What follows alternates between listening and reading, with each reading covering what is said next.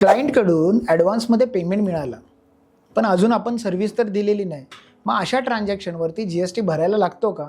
हा तुमच्यापैकी बऱ्याच लोकांना पडलेला प्रश्न आहे.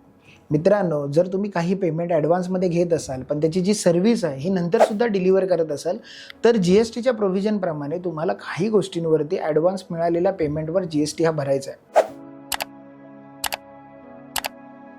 असंच एका कंपनीच्या बाबतीत झालं.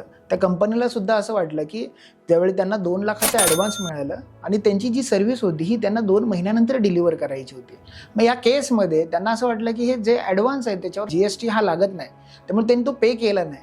पण नंतरला डिपार्टमेंटने ते फाइंड आउट केलं आणि त्यांना नोटीस पाठवण्यात आले. कारण जी-एस-टीच्या काही प्रोव्हिजननुसार काही तुमच्या सर्व्हिसेसवरती जर तुम्ही ॲडव्हान्समध्ये जर पैसे घेत असाल, तर त्याच्यावर सुद्धा तुम्हाला ॲडव्हान्समध्ये जी-एस-टी हा भरावाच लागतो. जर मग तुम्ही अशा पद्धतीच्या काही सर्व्हिसेसमध्ये असाल आणि तुमच्या सर्व्हिसेसमध्ये जर ॲडव्हान्सवरती जी-एस-टी लागत असेल, तर ते नेमकं काय आहे हे फाइंड आउट करून घ्या. त्याच्यासाठी तुमचा टॅक्स कन्सल्टंट किंवा चार्टर्ड अकाउंटंटचा सल्ला घ्या.